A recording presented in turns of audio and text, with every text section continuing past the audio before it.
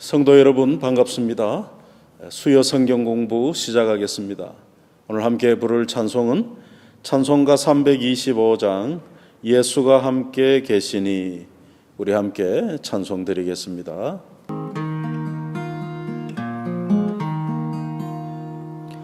예수가 함께 계시니 시험이 오나 겁없네. 기쁨의 근원 되시는 예수를 위해 삽시다. 날마다 주를 섬기며 언제나 주를 기리고 그 사랑 안에 살면서 딴 길로 가지 맙시다. 이 세상 사는 동안에 주 이름 전파하면서 무한한 복락 주시는 예수를 위해 삽시다. 날마다 주를 섬기며 언제나 주를 기리고 그 사랑 안에 살면서 딴 길로 가지 맙시다.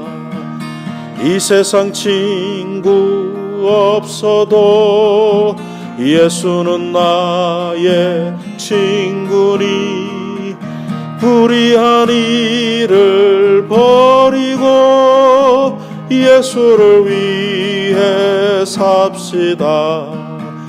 날마다 주를 섬기며 언제나 주를 기리고 그 사랑 안에 살면서 딴 길로 가지 맙시다. 주께서 심판하실 때 잘했다 칭찬하리니, 이러한 상급 받도록 예수를 위해 삽시다. 날마다 주를 섬기며 언제나 주를 기리고 그 사랑 안에 살면서 딴 길로 가지 맙시다. 기도하겠습니다. 사랑의 하나님 아버지, 은혜를 감사합니다.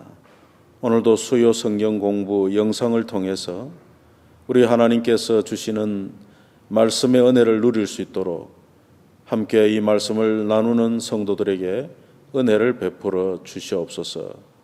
고난이 지나가고 있지만 또 언제 어떤 고난이 닥칠지 모르는 우리의 삶 속에 하나님을 의지하고 믿는 믿음으로 살아가게 하시고, 혹 고난을 당한 성도들이 있다면 하나님께서 그 고난을 속히 이기게 해주시고 또 피할 길도 주시고 또 도움도 허락하여 주셔서 고난을 이길 수 있도록 주의 역사를 베풀어 주옵소서. 어려운 시절 동안에도 우리를 지키신 하나님께 감사합니다. 어려운 중에도 하나님의 말씀을 듣게 하신 것도 감사합니다. 오늘은 욥기를 통해서 하나님 음성을 듣기 원하오니 주의 성령께서 인도해 주옵소서. 예수님의 이름으로 기도하옵나이다.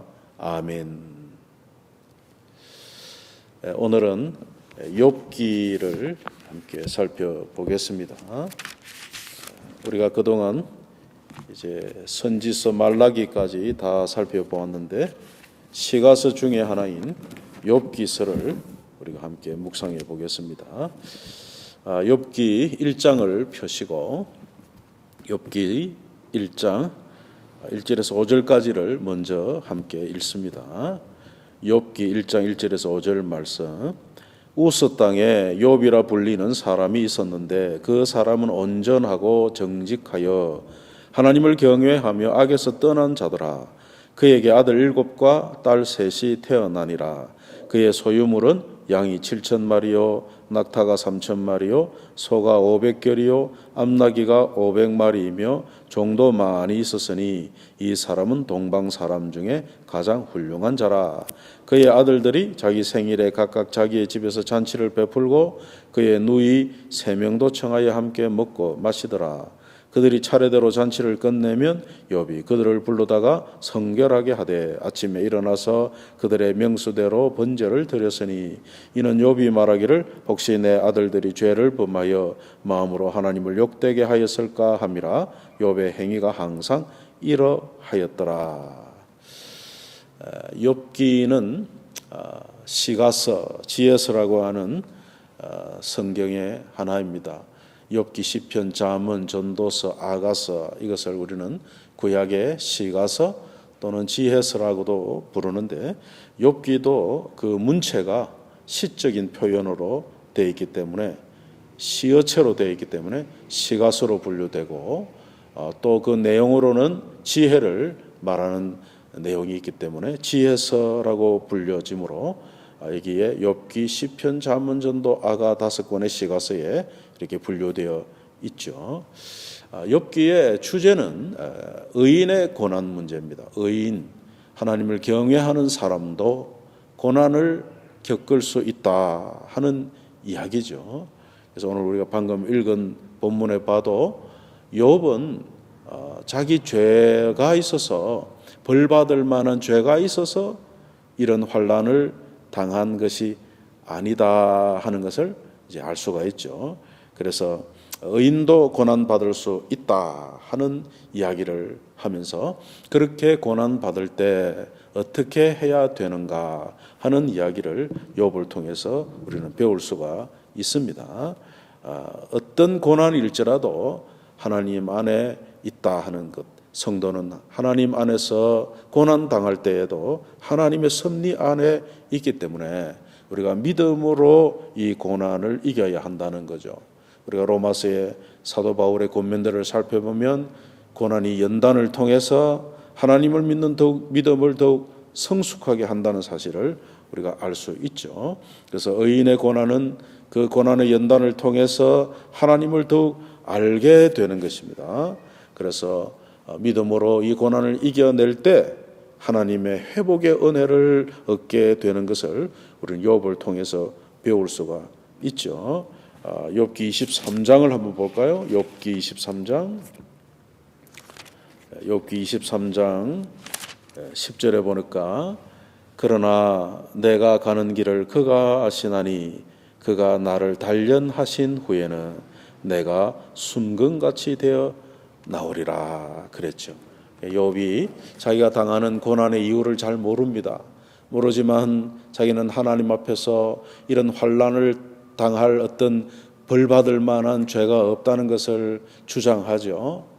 그럼에도 불구하고 이런 고난을 겪는 것은 자기가 이 고난을 겪어내고 더 믿음이 단단해질 거라 이런 확신 속에 이 고난을 대하고 있죠. 나중에는 물론 욥이 하나님 앞에서 아무리 자기가 의로워도 하나님 앞에 의로울 수 없는 죄인인 것을 깨닫게 되죠. 그래서 그는 하나님 앞에서 어떤 고백을 합니까? 욥기 42장 욥의 회개의 결론을 우리가 미리 한번 읽어볼 필요가 있는데요. 한번 보실까요? 욥기 42장으로 가셔서 욥기 42장에 욥이 여호와께 대답하여 이르되 주께서는 못하실 일이 없사오며 무슨 계획이든지 못 이루실 것이 없는 줄 아오니 하면서 5절로 넘어가면 내가 주께 대하여 귀로 듣기만 하였사오나 이제는 눈으로 주를 배움나이다. 그러므로 내가 스스로 거두어드리고 티끌과 제 가운데서 회개하나이다. 그런 고백을 하죠. 그리고 이 회개를 통해 하나님이 욥의 회개를 받으시고 그에게 회복의 은혜를 주셨다는 이야기가 이제 욥기의 결말이 되겠습니다. 이 욥기를 누가 기록했는지는 성경에 구체적으로 밝히지 않기 때문에 알 수가 없습니다. 그러나 욥이 자신이 경험한 이 이야기를 입으로 전했든지 또는 기록으로 남겼든지 이와 같은 이 기록이 아마도 시가서와 또 지혜서가 편집될 당시는 솔로몬 이후거든요. 그래서 아마 그때쯤 욥에 대한 이 믿음의 사건이 기록 편집되지 않았겠나 그런 생각을 해볼 수가 있죠. 구전이든 기록을 남겼던 어쨌든 이것이 성경에 기록되어 우리에게 주어진 것은 우리가 이 욥의 사건을 통해서 하나님께서 우리로 알게 하시려는 교훈이 있기 때문이죠. 그런데 이제 욥이라고 하는 사람이 누군지 정확하게 모르니까 어떤 사람들은 욥이 그냥 실제 인물이 아니고 전설 속에나 있을 법한 인물 아니겠나, 어떻게 이렇게 한꺼번에 이런 환난을 겪을 수가 있는가, 그러면서 그런 이야기를 하는 사람도 있겠죠. 그러나 성경은 욥이라고 하는 이 인물은 실제적인 역사적 인물인 것을 성경이 또 밝힙니다. 여러분 에스겔서를 한번 보십시오. 에스겔서 14장을 한번 보십시오. 에스겔서 14장 14절에 가니까 비록 노아, 다니엘, 욥 이 세 사람이 거기 있을지라도 그들은 자기의 공의로 자기의 생명만 건지리라 나 주 여호와의 말이니라. 그렇게 되어 있죠. 그러니까 노아나 다니엘이나 욥이나 이 세 사람을 하나님께서 하나님을 경외하는 의인의 한 사람으로 거명을 하신단 말이에요. 여러분 노아도 다니엘도 하나님을 경외하는 믿음의 사람이었죠. 역사적인 인물입니다. 그들과 함께 욥도 하나님께서 거명하시는 것을 볼 때 욥은 실제적인 인물인 것이죠. 여러분 신약에 가도 야고보서 5장에 가도 욥에 대한 이야기를 성경이 합니다. 야고보서 5장 11절을 보십시다. 야고보서 5장 11절에 보니까 보라 인내하는 자를 우리가 복되다 하나니 너희가 욥의 인내를 들었고 주께서 주신 결말을 보았거니와 주는 가장 자비하시고 긍휼히 여기시는 이시니라. 의인이 고난 당할 때 하나님이 모르지 않는 것이죠. 그래서 욥의 인내를 우리 그리스도인들로 하여금 본받도록 권면하는 말씀 아닙니까? 그 욥이 실제적인 인물인 것을 알 수가 있죠. 근데 이제 욥이 어느 때 사람인가 그걸 이제 성경은 밝히지 않지만은 욥기 42장 끝머리 가면 욥의 나이가 언제 죽었냐 하는 이야기가 나오죠. 42장 끝을 마지막 절을 한번 보십시다.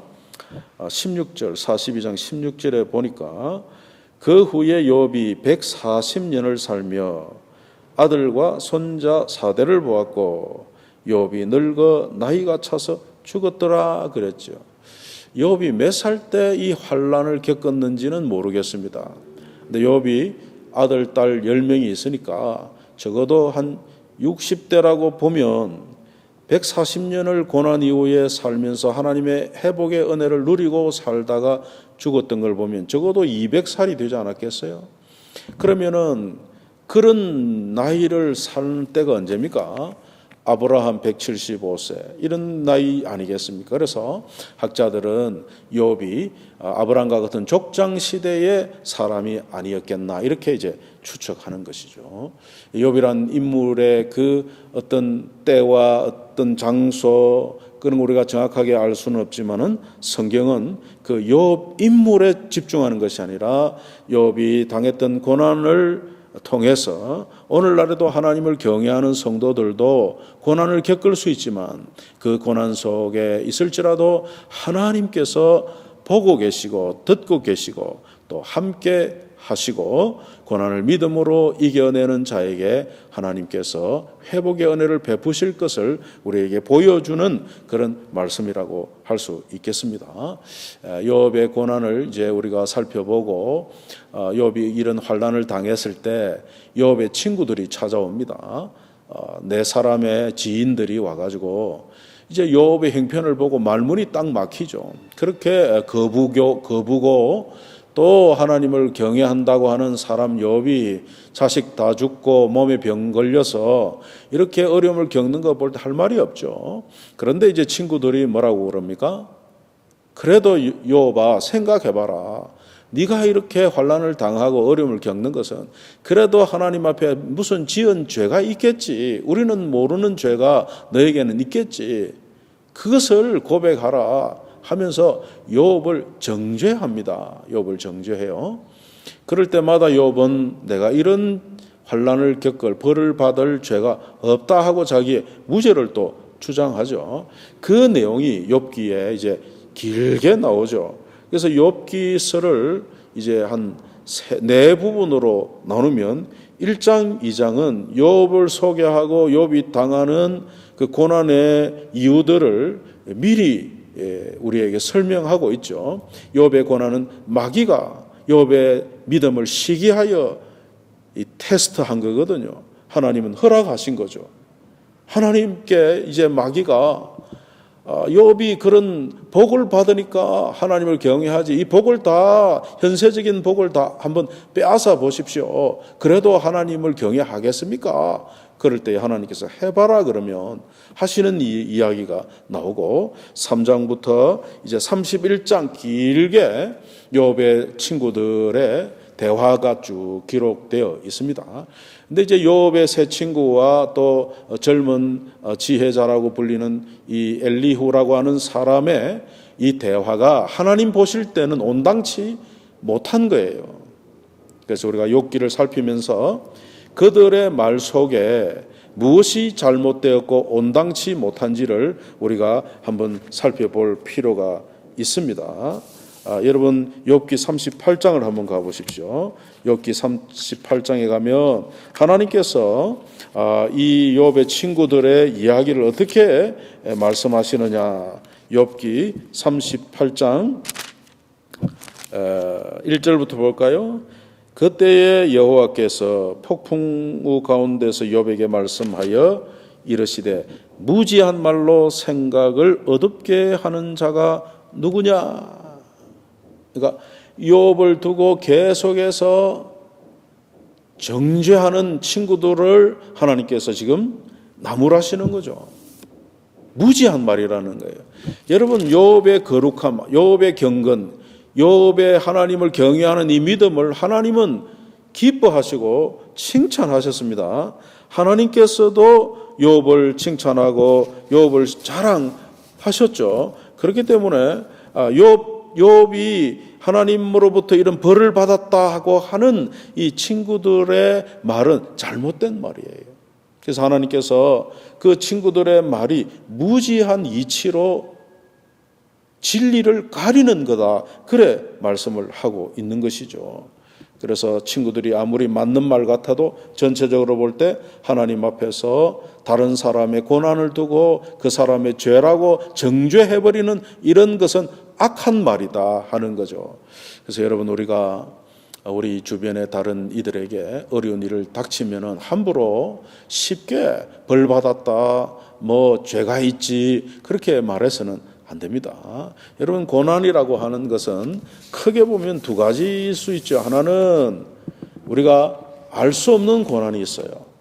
성경에는 이것을 애매히 받는 고난이다 그런 말씀도 있죠. 하나님을 섬기고 주님의 말씀대로 살려고 하는 성도에게도 때로 이런 고난이 찾아옵니다. 왜 이런 고난이 오는가 우리가 이유를 알 수 없기 때문에 이 알 수 없는 고난이라고 부를 수 있죠. 그래서 알 수 없는 그런 고난일지라도 하나님은 아시죠. 그래서 그런 고난을 당할 때라도 우리가 하나님을 신뢰하고 하나님을 의지하고 믿음으로 하나님 앞에서 우리의 입술을 지키고 그렇게 견뎌내야 하는 것이죠. 여러분 베드로전서에 그런 말씀 우리가 있는 것을 여러분 기억하실 겁니다. 자, 베드로전서 한번 보십시오. 베드로전서 2장을 한번 볼까요? 베드로전서 2장 19절에 보십시오. 19절 부당하게 고난을 받아도 하나님을 생각함으로 슬픔을 참으면 이는 아름다우나. 예전 성경에는 애매히 고난을 받는다 그렇게 되어 있죠.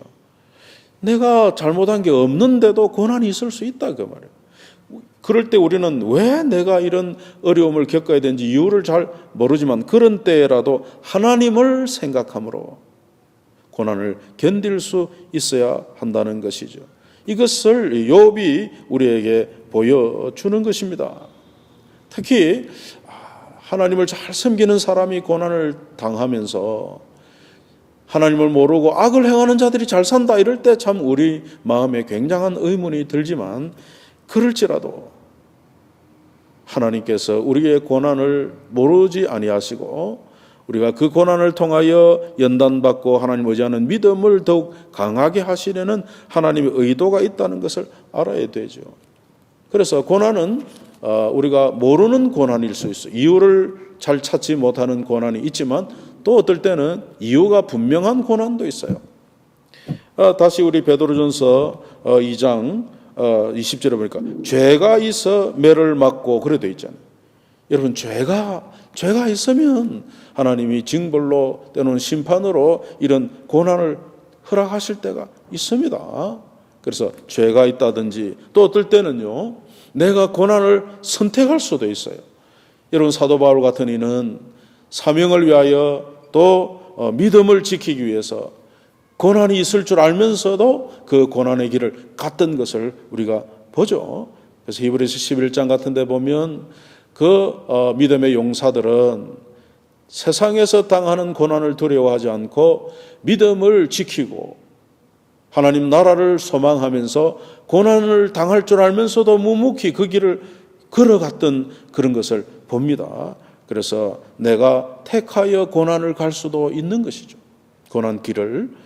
그래서 이와 같은 이유들이 있습니다만은 고난을 당했을 때 어떻게 고난을 이기나 제일 좋은 것은 고난을 당하지 않는 것이겠죠.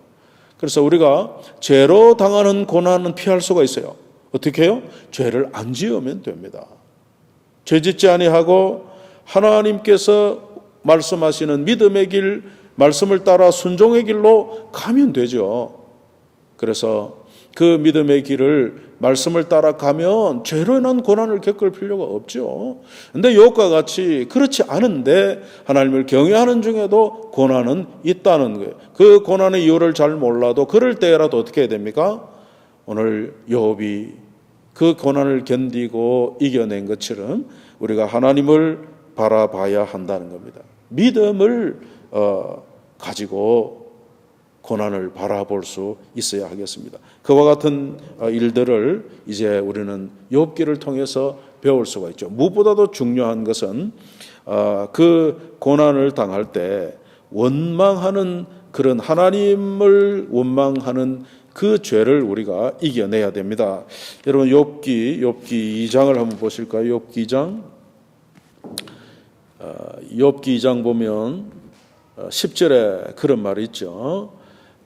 그가 이르되 그대의 말이 한 어리석은 여자의 말 같도다.